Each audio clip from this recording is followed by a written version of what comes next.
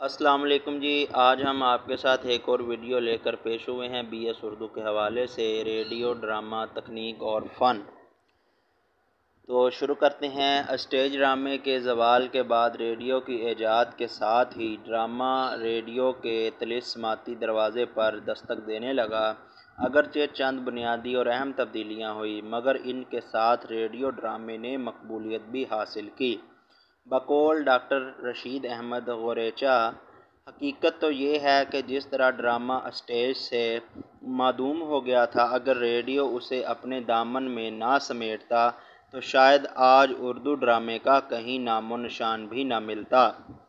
Radio نے stage کے ہاتھوں سے ڈرامے کو چھین کر اس طرح اپنا لیا ہے کہ اب یہ اسٹیج سے بہتر معلوم ہونے لگا ہے۔ ریڈیو ڈرامے کی تعریف عام طور پر ان الفاظ میں کی جاتی ہے کہ نشری ریڈیائی ڈرامہ کانوں سے دیکھنے کی چیز ہے۔ ریڈیو ڈرامہ دیکھنے سے نہیں، سننے سے تعلق رکھتا ہے اور کانوں کی مدد سے دل و دماغ تک اترتا ہے۔ آواز کی لہروں پر سفر کرتا ہوا پردہ سماعت سے ٹکرا کر انہیں محفوظ کرتا ہے۔ ریڈیائی ڈرامے کے داخلی عناصر بھی اسٹیج ڈرامے سے ملتے جلتے ہیں، لیکن چند خصوصیات اور خارجی عناصر اسے اسٹیج ڈرامے میں منفرد بناتے ہیں۔ ریڈیائی ڈرامے میں موضوع کے انتخاب کرتے وقت اس بات کا خیال رکھا جاتا ہے کہ موضوع منتخب کیا جا رہا ہے یا جو موضوع منتخب کیا جا رہا ہے اس میں ریڈیو ڈرامہ بننے کی صلاحیت ہے یا نہیں۔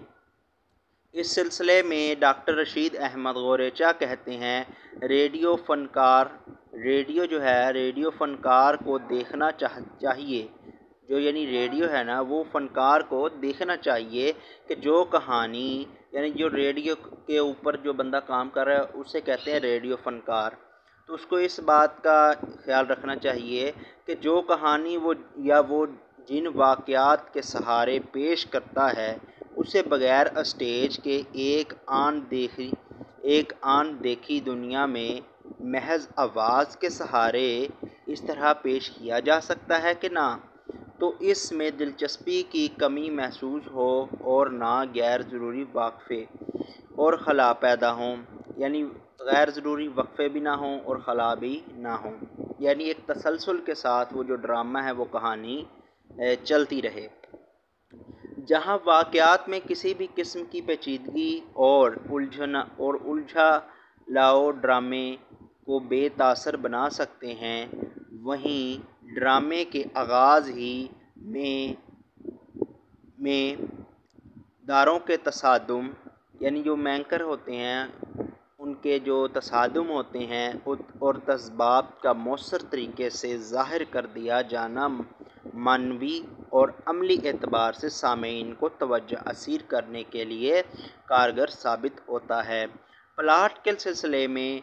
ایک بات قابل ذکر ہے۔ پلاٹ کہتے ہیں کہ اس کی جو کہانی ہے، وہ جو ڈرامہ ہے، جیسے یہ خط لکھتے ہیں، خط کے اندر جو کچھ لکھا جاتا ہے اسے ہم اس کا پلاٹ کہہ سکتے ہیں۔ اسی طرح ڈرامے کا جو پلاٹ ہے وہ بھی کیا ہونا چاہیے، ریڈیو پر نشر کرنے۔ پلاٹ کے سلسلے میں ایک بات قابل ذکر ہے کہ ریڈیو پر نشر کرنے کے لیے طویل اور مسلسل ڈرامے اتنے کامیاب نہیں ہو سکتے جتنے مختصر یا ایک بابی ڈرامے۔ ریڈیو ڈرامے کسی طرح کے ضمنی پلاٹ کا متحمل نہیں ہو سکتا، کہ جو ریڈیو کے اوپر ہے نا، ایک جو طویل ڈرامے چلتے ہیں وہ کامیاب نہیں ہو سکتے۔ اس کی بجائے مختصر سٹوری جن کی ہوتی ہے، کہانی ہوتی ہے، اچھی کہانی، وہ جو ڈرامے ہیں وہ ریڈیو کے اوپر کامیاب ہو سکتے ہیں، کیونکہ ایک آدھ گھنٹے میں پیش کیا جانے والا ڈرامہ تو اس مختصر قلیل وقت میں اپنے موضوع کا حق ہی ادا کر سکتا ہے۔ ریڈیو ڈرامہ نگار اپنے کرداروں کو تخلیق کرتے وقت کسی اسٹیج یا اسکرین کا تصور نہیں کر سکتا، کیونکہ اس کا جو دائرہ کار اسٹوڈیو کا ایک محدود کمرہ ہوتا ہے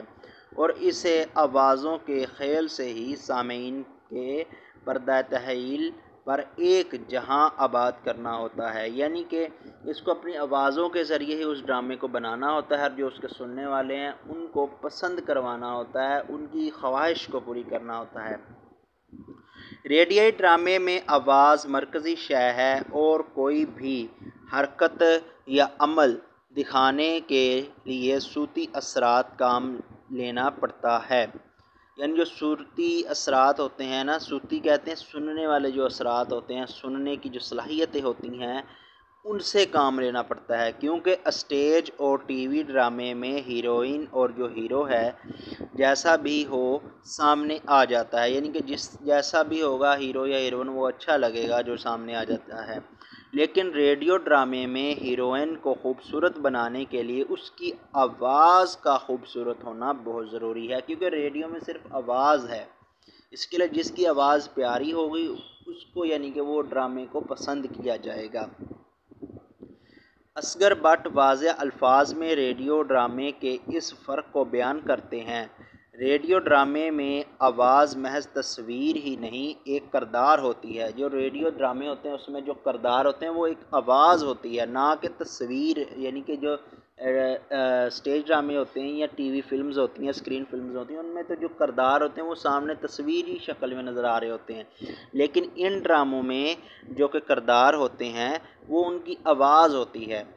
اور چونکہ سامع کا تحلیل اپنی ذہنی وابستگیوں کی بنا پر اس آواز کی ترجمانی اپنے تجربات مشاہدات کی روشنی میں کرتا ہے، یعنی جو سننے والا ہے وہ ان کی جو ذہنی وابستگیوں کی اپنی ذہنی وابستگیاں اس کی کس کے ساتھ زیادہ وابستگی ہے اس کی بنیاد پر وہ ان آوازوں کو مشاہدہ کرتا ہے، ان کا مطلب نکالتا ہے۔ اس لیے ڈرامے کے کرداروں اور مناظر ہر شخص کے ذہنی اسٹیج پر علیحدہ علیحدہ صورت میں نمودار ہوتے ہیں۔ یہ شخصی تخلیقات ڈرامے کے حظ میں اضافہ کرتی ہیں۔ صوتی اثرات کا اہم جزو موسیقی بھی ہے، جو خوشی، غمی، اداسی کے جذبات کو پیش کرتے ہیں، یعنی کہ جو موسیقی ہوتا ہے نا یہ جو ہے یہ کسی بھی اثرات میں کسی بھی یعنی کہ فیلنگ احساسات کے حساب سے بھی موسیقی بنایا جاتا ہے۔ اس کے بعد ہے جی منعاون ثابت ہوتی ہے۔ ریڈیو کے فنکار اور تخلیق کار کے لیے ایک ہی اسٹوڈیو کے اندر پورا جہاں تخلیق کر لینے کی سہولت موجود ہوتی ہے، لہٰذا مکالموں، صوتی اثرات اور موسیقی کے ذریعے وہ بہار خزاں پر موسم بہار، موسم خزاں، موسم جو اور گرما یا گرمی اور سردی کو بھی بیان کرتا ہے۔ ڈرامے میں احادی ثلاثہ یعنی کہ اگر کوئی مطلب بھی احاد ثلاثہ کی شرط صرف اسٹیج ڈرامے پر ہی لاگو نہیں ہوتی بلکہ ریڈیو ڈرامے میں بھی اس اصول کے تحت پیش کیا جاتا ہے، لیکن ریڈیو ڈرامے میں وحدت زمان اور وحدت مکان کے نتیجے میں وحدت عملی پیدا نہیں کی جاتی بلکہ وحدت تصور سے وحدت عملی تخلیق کی جاتی ہے۔ اس میں یعنی کہ کسی بھی چیز کا تصور ہوتا ہے کیونکہ صرف آوازیں تو ہوتی ہیں۔ اس میں ریڈیائی ڈرامہ نگار کا یہ فرض ہوتا ہے کہ وہ تصور کی اس وحدت کو قائم رکھنے کی پوری کوشش کرے۔ سامعین کو تصور ایک کردار یا واقعے کے متعلق وحدت اور واضح ہونا چاہیے۔ سامعین کو اکتاہٹ سے بچانے کے لیے زیادہ طویل ڈرامے سے گریز کرنا ہوتا ہے، یعنی کہ اگر سامعین کو زیادہ طویل ڈرامہ ہوگا نا تو وہ سننا بند کر دے گا، لیکن اگر 15-20 منٹ آدھے گھنٹے کا ڈرامہ ہوگا اور پھر دلچسپ کہانی کے ساتھ ہوگا تو پھر وہ جو سننے والے ہیں وہ سنتے رہیں گے۔ اس کے بعد ہے جی غیر ضروری احتیاط اور تصنع سے سامعین کے تصور کو زخم بھی پہنچ سکتا ہے، لہٰذا واحد پلاٹ اور واحد قصے کے نتیجے میں ایک ہی طرح کا تصادم اور مرکزی خیال کی وحدت تاثر کی وحدت کو پیدا کرنے میں معاون ثابت ہوتے ہیں۔ وحدت مکان اور وحدت زمان کے سلسلے میں ڈاکٹر رشید احمد گوریچا کہتے ہیں کہ خاص طور پر وحدتوں کے معاملے میں ریڈیو ڈرامہ پیش کرتے وقت اسے زمانی و مکانی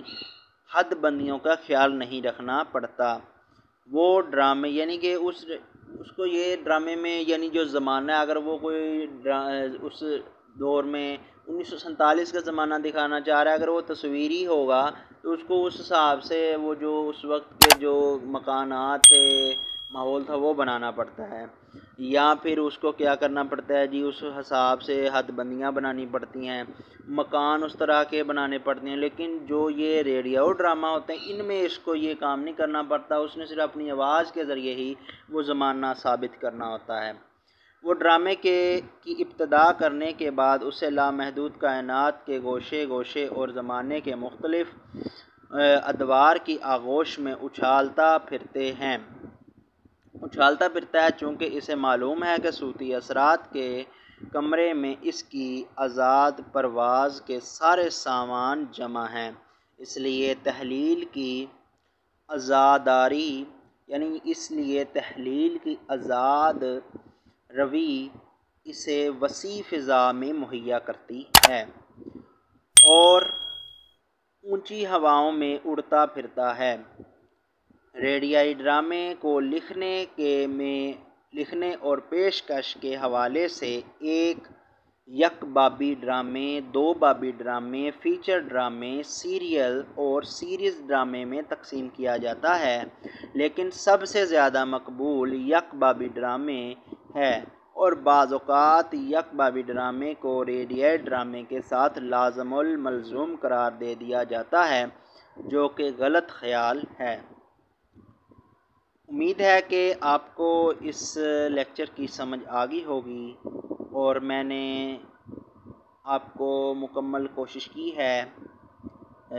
اس کے حوالے سے۔ اس کے علاوہ آپ کسی اور بھی اگر کوئی لیکچر لینا چاہتے ہیں کسی اور بھی حوالے سے، تو ہماری ویڈیو کو لائک کر دیں، شیئر کر دیں، کمنٹ کر دیں، سبسکرائب کر دیں اور بیل آئیکن کو دبا دیں، اور اپنے کمنٹس ہمیں ضرور بتائیں۔ شکریہ ویری مچ۔ اللہ حافظ و نگہبان۔